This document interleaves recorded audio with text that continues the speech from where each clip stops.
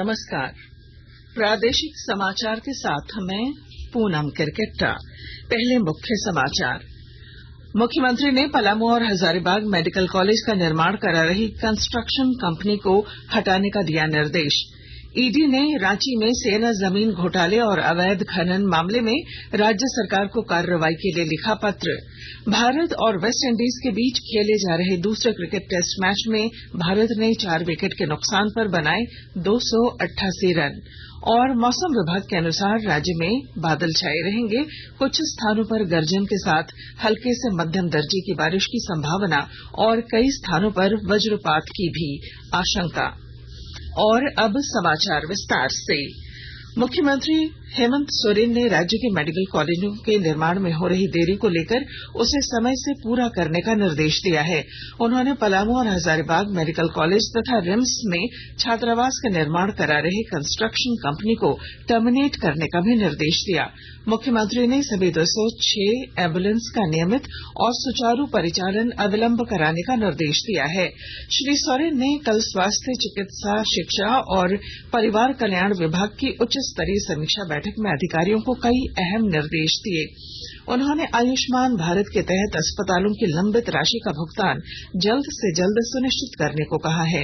मुख्यमंत्री गंभीर बीमारी योजना के तहत इलाज की पात्रता के लिए आयुष्मान कार्ड और राशन कार्ड अगर किसी के पास नहीं है तो 8 लाख रुपए से कम वार्षिक आय वालों को भी इस श्रेणी में शामिल करने का निर्देश है। सर्पदंश से जिन अस्पतालों में मौतें हुई हैं वहां के संबंधित चिकित्सकों को शो कॉज जारी करने का आदेश मुख्यमंत्री ने दिया। उच्च स्तरीय बैठक में स्वास्थ्य मंत्री बन्ना गुप्ता, मुख्य सचिव सुखदेव सिंह, स्वास्थ्य विभाग के अपर मुख्य सचिव अरुण कुमार सिंह, मुख्यमंत्री के प्रधान सचिव वंदना दादेव, मुख्यमंत्री के सचिव विनय कुमार चौबे, भवन निर्माण विभाग के सचिव सुनील कुमार सहित कई अधिकारी शामिल थे।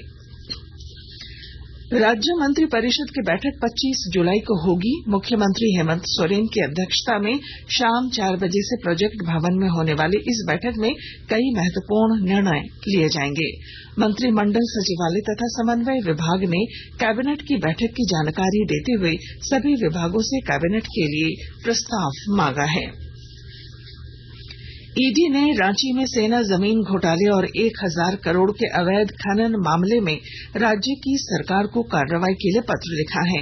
ईडी ने बरियातू में सेना की 4 एकड़ 55 डिसमिल जमीन की डील फर्जी दस्तावेजों के आधार पर करने के मामले में जगत बंधु टी स्टेट के खिलाफ दर्ज आरोप पत्र और अटैचमेंट ऑर्डर की पूरी जानकारी दी है। इसके साथ ही अवैध उत्खनन केस में ईडी की ओर से दायर आरोप पत्र की कॉपी भी राज्य सरकार को भेजी है।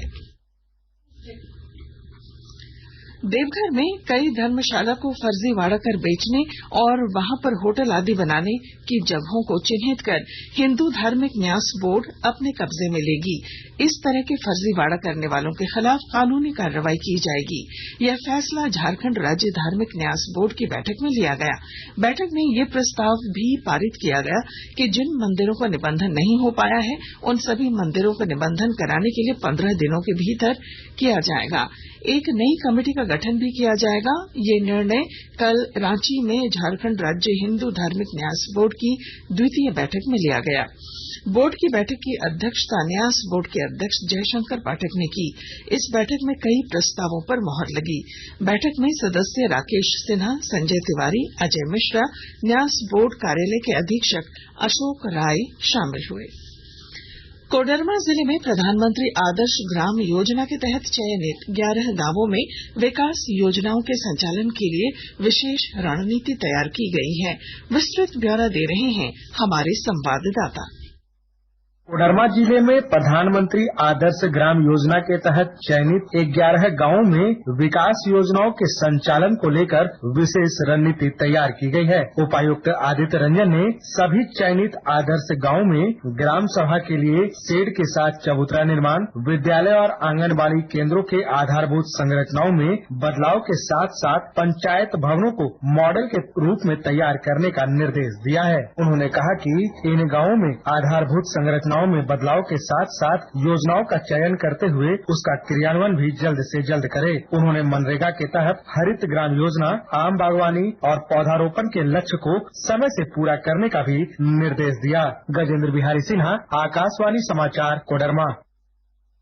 आकाशवाणी के ताजा तरीन समाचारों के लिए आप हमारी वेबसाइट newsonair.com पर लॉग ऑन कर सकते हैं।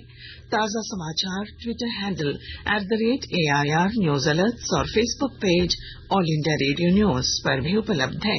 आप प्रादेशिक समाचार एकांश के ट्विटर हैंडल @AIR न्यूज _ और फेसबुक, इंस्टाग्राम पेज तथा YouTube channel AIR news Ranchi पर भी हमारे बुलेटिन सुन सकते हैं। प्रादेशिक समाचार आप आकाशवाणी रांची से सुन रहे हैं। शेष समाचार इस विराम के बाद। मृत्यु चाहे किसी भी कारण से हुई हो, जीवन त्यागने वाला व्यक्ति अपने पीछे बहुत सारी जिम्मेदारियां छोड़ जाता है। अगर हम मृत्यु का पंजीकरण जल्द करवाते हैं तो हमारे पास एक बहुत ही महत्वपूर्ण सरकारी दस्तावेज हो जाता है। इस प्रमाण पत्र के द्वारा मृतक की सभी सरकारी और गैर सरकारी औपचारिकताएं आसानी से पूरी की जा सकती हैं और यह प्रमाण पत्र भविष्य में एक अहम भूमिका निभा सकती है। तो आइए हम उनके लिए कुछ करें जो हमें छोड़कर जा चुके हैं। उनको याद करके उनका मृत्यु पंजीकरण करवाएं। योजना एवं विकास विभाग, अर्थ एवं सांख्यिकी निदेशालय, झारखंड सरकार। प्रादेशिक समाचार में आपका फिर स्वागत है। गिरिडीह में पुलिस और वन विभाग की लगातार छापेमारी के बाद भी माइका का अवैध उत्खनन जारी है। जिले के तिसरी में गुप्त सूचना के आधार पर वन विभाग की टीम ने अवैध ढिबरा जब्त किया। वन विभाग ने तिसरी थाना क्षेत्र के सहयोग से अवैध रूप से डंप किए गए लगभग 1 दर्जन ट्रैक्टर ढिबरा जब्त किया है। सूचना के अनुसार ग्रामीणों ने वन विभाग के वरीय अधिकारी वन क्षेत्र में अवैध खनन कर तिसरी में एयरटेल टावर के समीप खाली पड़ी जमीन में ढिबरा माइका डंप की थी। वन विभाग ने छापेमारी कर लगभग 5 लाख रुपए का माइका जब्त किया। क्रिकेट। भारत और वेस्ट इंडीज के बीच पोर्ट ऑफ स्पेन में खेले जा रहे दूसरे टेस्ट मैच के पहले दिन भारत ने 4 विकेट के नुकसान पर 288 रन बना लिए हैं। विराट कोहली 87 और रविंद्र जडेजा 36 रन बनाकर खेल रहे हैं। इससे पहले रोहित शर्मा ने 80 और यशस्वी जायसवाल ने 57 रन बनाए। वेस्टइंडीज ने टॉस जीतकर पहले बल्लेबाजी करने का फैसला लिया। मौसम विभाग ने आज से मौसम में बदलाव का पूर्वानुमान जारी किया है।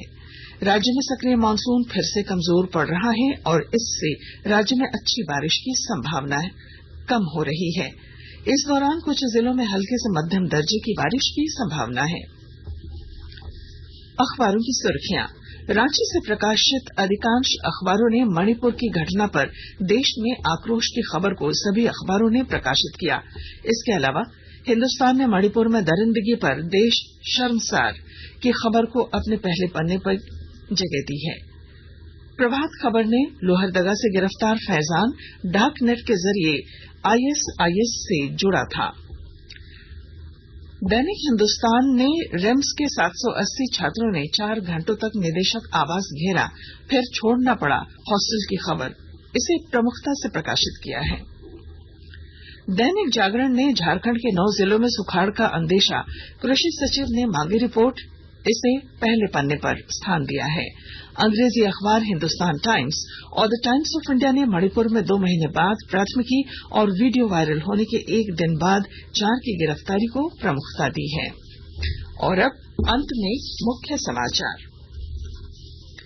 मुख्यमंत्री हेमंत सोरेन ने पलामू और हजारीबाग मेडिकल कॉलेज का निर्माण करा रही कंस्ट्रक्शन कंपनी को हटाने का दिया निर्देश। ईडी ने रांची में सेना जमीन घोटाले और अवैध खनन मामले में राज्य सरकार को कार्रवाई के लिए लिखा पत्र। भारत और वेस्टइंडीज के बीच खेले जा रहे दूसरे क्रिकेट टेस्ट मैच में भारत ने 4 विकेट के नुकसान पर बनाए 288 रन। और मौसम विभाग के अनुसार राज्य में बादल छाए रहेंगे, कुछ स्थानों पर गर्जन के साथ हल्के से मध्यम दर्जे की बारिश की संभावना और कई स्थानों पर वज्रपात की भी आशंका। और इसके साथ ही आकाशवाणी रांची से प्रादेशिक समाचार का ये बुलेटिन समाप्त हुआ। नमस्कार।